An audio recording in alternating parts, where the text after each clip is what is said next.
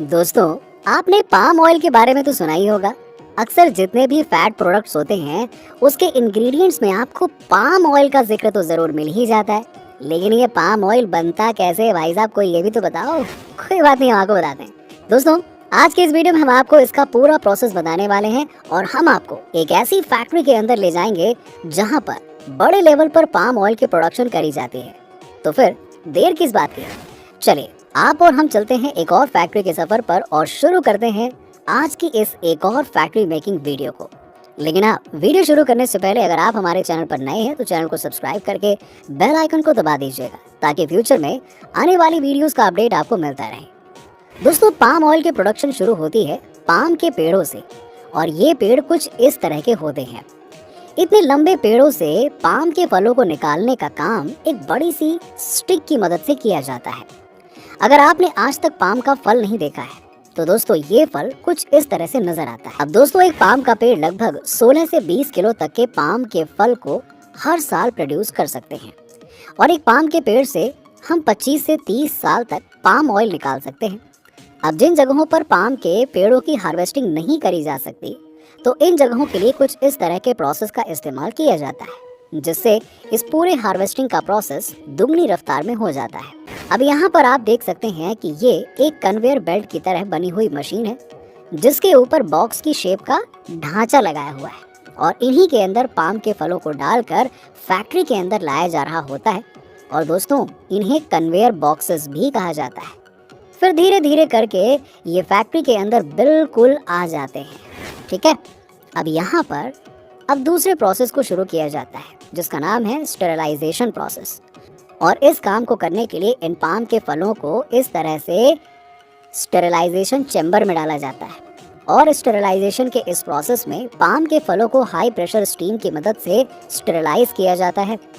अब जहाँ पर इस चैम्बर के अंदर का तापमान 140 से 150 डिग्री सेल्सियस तक चला जाता है और इस प्रोसेस को करने का मेन मकसद ये होता है ताकि इस फल के अंदर मौजूद जितने भी एंजाइम, बैक्टीरिया और फंगी होते हैं वो सब के सब नष्ट हो जाएं।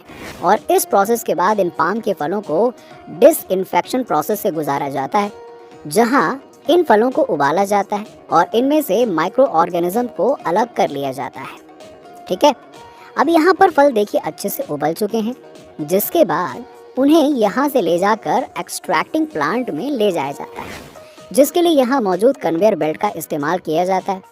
अब यहाँ पर आप देख सकते हैं कि धीरे धीरे करके इन उबले हुए पाम के फलों को एक्सट्रैक्टिंग प्लांट तक लेकर जाया जा रहा होता है।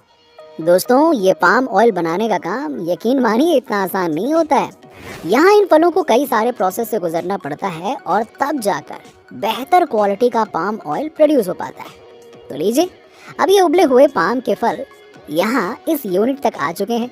अब यहाँ पहुँचने के बाद इन सभी उबले हुए फलों को एक स्ट्रिपर के अंदर कुछ इस तरह से डाल दिया जाता है जहाँ पर ये तेज़ी से घूमता है और फिर धीरे धीरे करके इन फलों में मौजूद खाली ब्रांचेस को निकाल दिया जाता है। अब जैसे कि आप देख ही सकते हैं कि ये कितनी तेज़ी से घूम रहा होता है।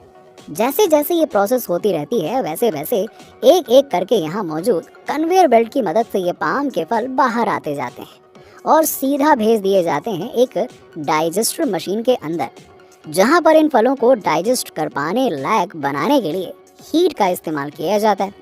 अब यहाँ पर डाइजेस्टर मशीन के अंदर आप देख सकते हैं कि कैसे ये मशीन इन फलों का कचुम्बर बना रही होती है और फिर थोड़े ही समय के बाद में इन्हें जब इस मशीन के बाहर निकाला जाता है तब इनका पूरा हुलिया बदल कर कुछ इस तरह से हो जाता है।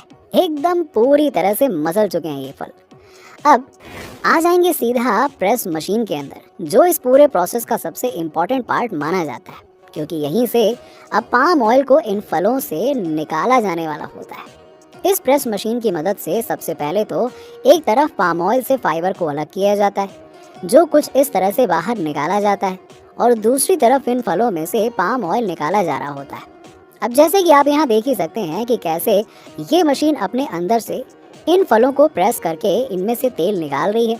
अब देखिए, तेल निकालने के बाद इन्हें रिसेप्शन टैंक के अंदर कुछ इस तरह से डाला जा रहा होता है जहां पर इस तेल को डाइल्यूटेड क्रूड ऑयल में बदला जाता है। अब यहाँ पर डाइल्यूटेड क्रूड पाम ऑयल को तैयार कर लिया होता है। जिसके बाद इन्हें यहाँ कोल्ड स्टोरेज में लाकर रखा जाता है और फिर यहाँ से ये ऑयल कुछ समय में लिक्विड से सॉलिड हो जाते हैं और इनका शेप कुछ इस तरह से हो जाता है और बाद में इन्हें मार्केट में बेचने के लिए भेज दिया जाता है। तो दोस्तों ये तो हमने आपको दिखाया कि फैक्ट्री में पाम ऑयल कैसे बनाया जाता है, पाम ऑयल की मैन्युफैक्चरिंग करी जाती है। हमें कमेंट सेक्शन में बताइए कि आपको ये वीडियो कैसी लगी और इसी तरह के वीडियोस देखने के लिए हमारे चैनल फैक्ट फिक्शन को सब्सक्राइब करके बेल आइकन को दबाना मत भूलिएगा। मिलते हैं आपसे अगले वीडियो में।